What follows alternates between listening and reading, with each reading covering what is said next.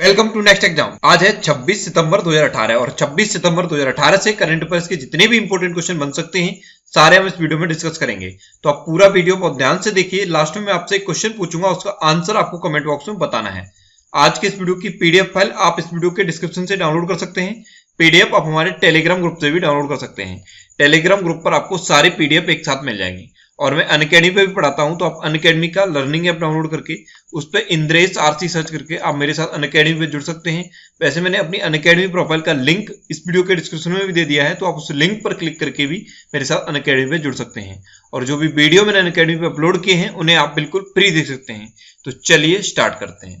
पहला क्वेश्चन है, हाल ही में world footballer of the year का खिताब किसने जीता है? तो अभी हाल ही में FIFA world footballer of the year का खिताब जीता है लुका मॉड्रिक ने, यानी कि इस क्वेश्चन का बी ऑप्शन सही है। ये जो आपको इमेज में दिखाई दे रहे हैं यही है लुका मॉड्रिक, और इन्होंने अभी हाल ही में फीफा का world footballer of the year का खिताब जीता है। और जब भी फुटबॉल की बात आती है एक नाम सबसे पहले आता है फीफा, तो आपको इसकी फुल फॉर्म पता होनी चाहिए। फीफा की फुल फॉर्म होती है the federation international the football association. एक बार फिर मैं रिपीट कर रहा हूं, फीफा की फुल फॉर्म आप याद कर लीजिए। फीफा की फुल फॉर्म है the federation international the football association. अच्छा, फीफा का हेडक्वार्टर कहाँ पे है? तो जूरिक में है फीफा का हेडक्वार्टर। अब जूरिक कहाँ पे है? तो स्विट्जरलैंड में है जूरिक, और यहीं पे है फीफा का हेडक्वार्टर। एक क्वेश्चन और बन सकता है फीफा से कि फीफा के प्रेजेंट टाइम पे प्रेसिडेंट कौन है? तो गियानी इन्फेंटिनो ये है प्रेजेंट टाइम पे फीफा के प्रेसिडेंट। इतना तो आपको फीफा के बारे में पता होना चाहिए।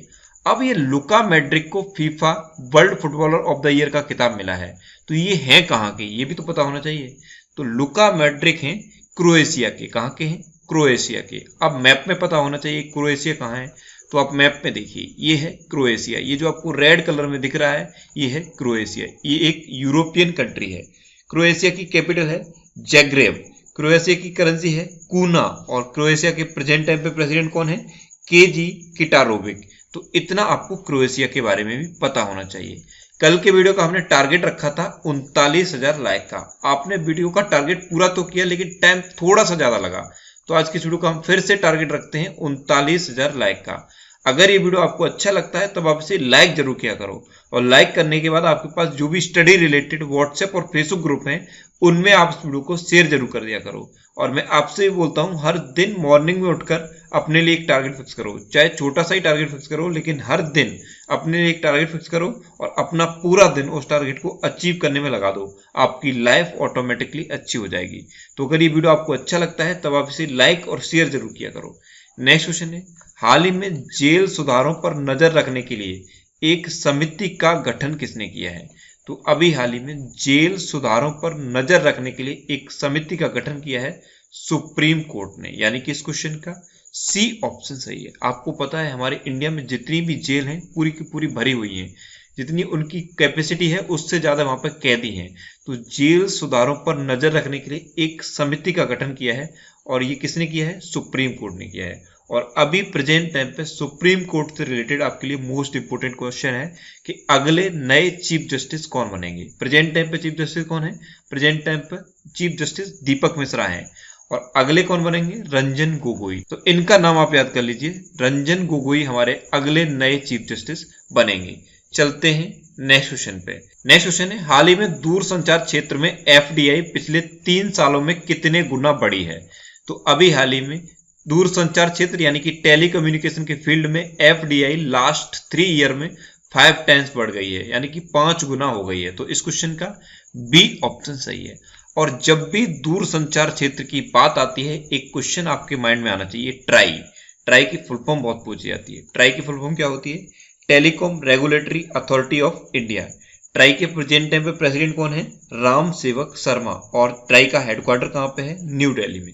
एक क्वेश्चन और बचा ट्राई से, ट्राई की स्थापना कब हुई थी? तो 1997 में ट्राई की स्थापना हुई थी। तो इतना आपको ट्राई के बारे में भी याद रखना है। जब भी टेलीकम्युनिकेशन फील्ड की बात आए तुरंत आपके माइंड में ट्राई क्लिक कर जाना चाहिए। ये ट्राई मोस्ट इंपोर्टेंट फैक्ट है आपके लिए। नेक्स्ट क्वेश्चन है, हाल ही में दिल्ली में वायु प्रदूषण नियंत्रण उपकरण वायु का उद्घाटन किसने किया है? तो इसका उद्घाटन किया है डॉक्टर हर्षवर्धन सिंह ने। यानी कि इस क्वेश्चन का बी ऑप्शन सही है। दिल्ली में ये वायु को शुद्ध करने के लिए एक उपकरण लगाया गया है और इसका नाम है वायु। अब मैंने इसे हाईलाइट क्यों किया है, क्योंकि इसकी फुल फॉर्म आपको याद करनी है। WAYU यानी कि वायु की फुल फॉर्म है विंड ऑगमेंटेशन प्योरीफाइंग यूनिट। ये दिल्ली में दो जगह लगाया गया है, एक तो ITO चौराहे पर लगाया गया है और दूसरा मुकरवा चौक पर लगाया गया है। अभी दो जगह लगाया गया है, लेकिन अक्टूबर तक इसे दिल्ली में 54 जगह लगाया जाना है और ये एक उपकरण 500 मीटर स्क्वायर एरिया को शुद्ध कर सकता है। 500 मीटर स्क्वायर एरिया में जितनी वायु है उसको ये शुद्ध कर सकता है। तो इसका नाम आपको याद रखना है, इसका नाम है वायु। अभी हाल ही में ये दिल्ली में लगाया गया है और इसका उद्घाटन किसने किया है? इसका उद्घाटन किया है हमारे प्रेजेंट टाइम के science and technology minister doctor Harshvardhan Singh ने। चलते हैं नेक्स्ट क्वेश्चन पे। नेक्स्ट क्वेश्चन है, हाल ही में कैथ एनराइट को किस कंपनी का चीफ प्राइवेसी ऑफिसर घोषित किया गया है? तो अभी हाल ही में कैथ एनराइट को गूगल का नया चीफ प्राइवेसी ऑफिसर घोषित किया गया है, यानी कि इस क्वेश्चन का सी ऑप्शन सही है। ये जो आपको इमेज में दिखाई दे रहे हैं यही है कैथ एनराइट और इनको अभी हाल ही में गूगल का नया चीफ प्राइवेसी ऑफिसर नियुक्त किया गया है। अच्छा, गूगल के सीईओ कौन है? तो सुंदर पिचाई है प्रेजेंट टाइम पे गूगल के सीईओ।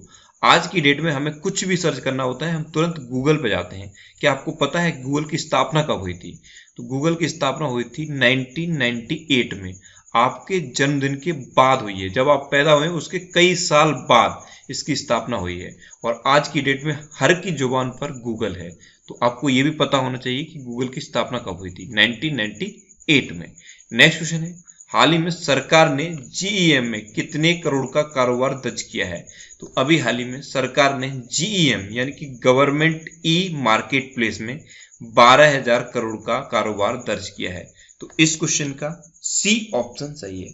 हमारे प्रेजेंट टाइम के वाणिज्य एवं उद्योग मंत्री हैं सुरेश प्रभु।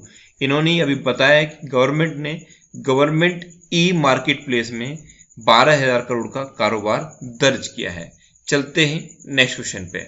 नेक्स्ट क्वेश्चन है, हाल ही में ईज ऑफ लिविंग इंडेक्स में कौन सा राज्य शीर्ष पर रहा है? तो आंध्र प्रदेश अभी हाल ही में ईज ऑफ लिविंग इंडेक्स में टॉप पे रहा है। तो इस क्वेश्चन का सी ऑप्शन सही है। अच्छा, आंध्र प्रदेश टॉप पे रहा है तो दूसरे और तीसरे पे कौन सा रहा है? दूसरे पे रहा है उड़ीसा और तीसरे पे रहा है मध्य प्रदेश। आंध्र प्रदेश कौन से पे रहा है? पहले नंबर पे। ईज ऑफ लिविंग इंडेक्स में आंध्र प्रदेश टॉप पे रहा है। अब आंध्र प्रदेश टॉप पे रहा है तो आप मैप में देख लीजिए, ये है आंध्र प्रदेश। आंध्र प्रदेश की कैपिटल प्रेजेंट टाइम पे क्या है? हैदराबाद, लेकिन इसकी प्रस्तावित कैपिटल क्या है? अमरावती। आंध्र प्रदेश के प्रेजेंट टाइम पे चीफ मिनिस्टर हैं चंद्रबाबू नायडू और आंध्र प्रदेश के प्रेजेंट टाइम पे गवर्नर कौन है? ESL नरसिम्हा। अच्छा, जब भी आंध्र प्रदेश की बात आती है मैं आपको एक इंपॉर्टेंट क्वेश्चन बताता हूँ। भाषा के आधार पर गठित होने वाला भारत का पहला राज्य है आंध्र प्रदेश। ये क्वेश्चन कई बार रिपीट हुआ है, आप याद रखिए। भाषा के आधार पर गठित होने वाला भारत का पहला राज्य है आंध्र प्रदेश और अभी हाल ही में आंध्र प्रदेश से अलग होकर भारत का 29वां राज्य कौन सा बना है? तेलंगाना। और कब अलग हुआ? 2 जून 2014 को। तो ये भी आप याद रखिए। नेक्स्ट क्वेश्चन है, हाल ही में चौथा भारत अंतर्राष्ट्रीय विज्ञान समारोह यानी कि इंडिया इंटरनेशनल साइंस फेस्टिवल कहाँ आयोजित किया जाएगा? तो ये आयोजित किया जाएगा लखनऊ में। तो इस क्वेश्चन का सी ऑप्शन सही है। 4th India international science festival अभी हाल ही में लखनऊ में आयोजित किया जाएगा। नाम आया है लखनऊ का तो यहां से एक क्वेश्चन बनता है, लखनऊ किस नदी के किनारे स्थित है? तो आप याद रखिए, गोमती नदी के किनारे स्थित है लखनऊ। अब इस क्वेश्चन में बात आई है चौथे भारत अंतर्राष्ट्रीय विज्ञान समारोह की। तो आपको पता होना चाहिए पहला कहां हुआ था। पहला हुआ था नई दिल्ली में। कहां पे हुआ था? IIT दिल्ली में हुआ था पहला इंडिया इंटरनेशनल साइंस फेस्टिवल। और अब 4th India international science festival कहां होगा? ये होगा लखनऊ में। चलते हैं नेक्स्ट क्वेश्चन पे। नेक्स्ट क्वेश्चन है, हाल ही में भारत किस देश के साथ आंतरिक सुरक्षा सहयोग समझौते पर हस्ताक्षर करेगा? तो अभी हाल ही में भारत चाइना के साथ आंतरिक सुरक्षा सहयोग समझौते पर हस्ताक्षर करेगा। तो इस क्वेश्चन का सी ऑप्शन सही है। अब ये हस्ताक्षर होंगे चाइना के साथ, तो आप मैप में देखिए, ये है चाइना। चाइना की कैपिटल है बीजिंग। चाइना की करेंसी है रेनमिनबी और इसे कौन जारी करता है? पीपल बैंक ऑफ चाइना इसे जारी करता है।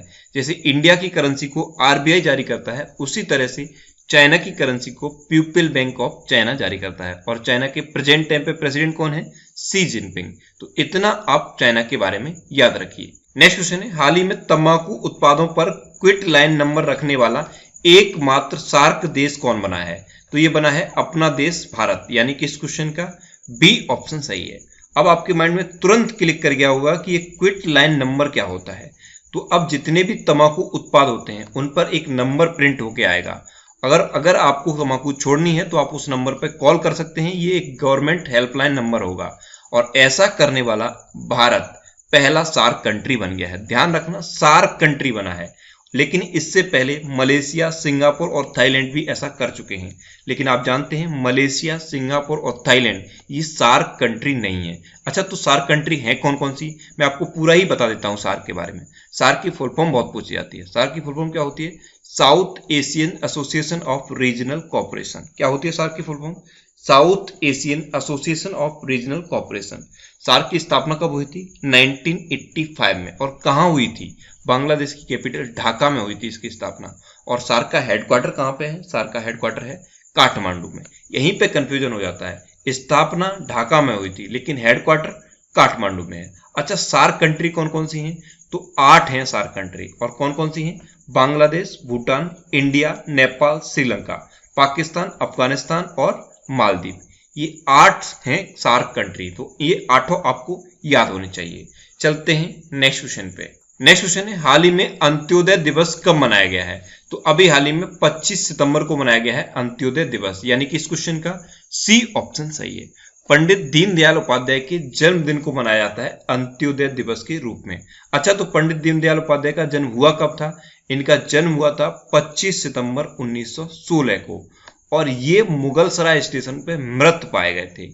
इसी वजह से मुगल सराय स्टेशन का नाम भी बदला गया है। मुगल सराय स्टेशन का नाम बदल के क्या कर दिया गया है? पंडित दीनदयाल स्टेशन। और आप याद रखिए, मुगल सराय नगर पालिका का नाम भी बदला गया है। मुगल सराय नगर पालिका का नाम बदल के कर दिया गया है पंडित दीनदयाल नगर। और इनके नाम से एक बंदरगाह का नाम भी रखा गया है। कांडला बंदरगाह का नाम बदल के पंडित दीनदयाल बंदरगाह कर दिया गया है। तो ये कुछ इंपोर्टेंट नाम है जो इनके नाम से रखे गए हैं। ये आप याद रखिए, ये कॉम्पिटिटिव एग्जाम में आपसे पूछे जाएंगे। और ये तो आपको याद ही रखना है, अंत्योदय दिवस ये 25 सितंबर को मनाया जाता है। अच्छा, एक और डे याद आ रहा है मुझे, इनके जन्मदिन को मनाया जाता है अंत्योदय दिवस के रूप में। और अटल बिहारी वाजपेयी जी के जन्मदिन को क्या मनाया जाता है? गुड गवर्नेंस डे के रूप में। और उनका जन्म कब हुआ था? 25 दिसंबर को। तो हर साल 25 दिसंबर को मनाया जाता है गुड गवर्नेंस डे, और 25 सितंबर को क्या मनाया जाता है? अंत्योदय दिवस। तो ये दोनों आप लिंक करके याद कर लीजिए, जिससे कि आपको कभी भी कंफ्यूजन नहीं होगा। अब इस क्वेश्चन में 2 और इंपॉर्टेंट डेट हैं। एक है 8 सितंबर। 8 सितंबर को क्या मनाया जाता है? International literacy day. एक है 16 सितंबर। 16 सितंबर को क्या मनाया जाता है? World ozone day. तो इस क्वेश्चन से आपको इतनी जानकारी मिल जाती है। नेक्स्ट क्वेश्चन है, हाल ही में भारत का दूसरा सबसे बड़ा मेट्रो रेल नेटवर्क कौन बना है? तो ये बना है हैदराबाद मेट्रो। भारत का दूसरा सबसे बड़ा मेट्रो रेल नेटवर्क बन गया है हैदराबाद मेट्रो। तो इस क्वेश्चन का बी ऑप्शन सही है। अच्छा, ये दूसरा है तो पहला कौन सा है? पहला है दिल्ली मेट्रो। भारत का सबसे बड़ा मेट्रो रेल नेटवर्क है दिल्ली मेट्रो, और दूसरे नंबर पे है हैदराबाद मेट्रो। तो ये दोनों आप याद रखिए। अब लास्ट वीडियो के क्वेश्चन का आंसर। लास्ट वीडियो में मैंने आपसे क्वेश्चन पूछा था कि हाल ही में किस राज्य ने अपने एक जिले को अभावग्रस्त घोषित किया है?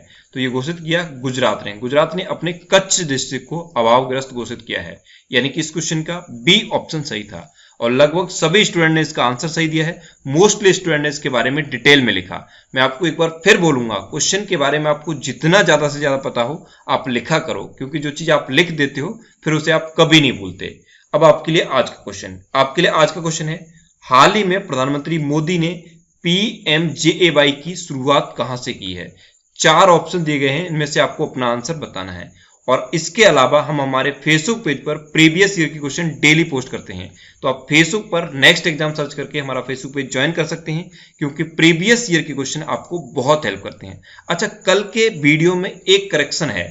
कल के वीडियो में मेरे से स्पीकिंग एरर हुई थी और मैंने आपको बता दिया था कि झारखंड की स्थापना 2002 में हुई, लेकिन उसका सही आंसर है 2000 में हुई। वो कई बार ऐसा होता है कि माइंड में कुछ और चल रहा होता है, मुंह से कुछ और निकल जाता है। इसी वजह से ये झारखंड का 2002 मेरे से निकल गया था। इसे आप करेक्ट कर लीजिए। झारखंड की स्थापना सन 2000 में हुई है, ये आप याद रखना। और बहुत सारे स्टूडेंट ने इसे कमेंट बॉक्स में लिखा भी था, मैंने सबके कमेंट पढ़े और मुझे बहुत अच्छा लगा। तो ये करेक्शन था कल के वीडियो का, ये आप याद रखिए। और आज की वीडियो का टारगेट आप जरूर याद रखना, आज की वीडियो का टारगेट है 39,000 लाइक का। तो अगर ये वीडियो आपको अच्छा लगा है तब आप इसे लाइक और शेयर जरूर करना। तो ये था आज का हमारा करंट अफेयर्स का वीडियो। आपको ये वीडियो कैसा लगा प्लीज कमेंट बॉक्स में जरूर बताना। और अगर अभी तक भी आपने हमारे इस चैनल को सब्सक्राइब नहीं किया है तो इसे आप सब्सक्राइब जरूर कर लीजिए, आपको इस चैनल से निश्चित ही मदद मिलेगी। जब भी आप इसे सब्सक्राइब करेंगे बराबर में एक बेल आइकन बन के आएगा, आप उस बेल आइकन पर जरूर क्लिक कर लें, जिससे कि आपको डेली मॉर्निंग में करंट अफेयर्स की वीडियो मिलती रहे।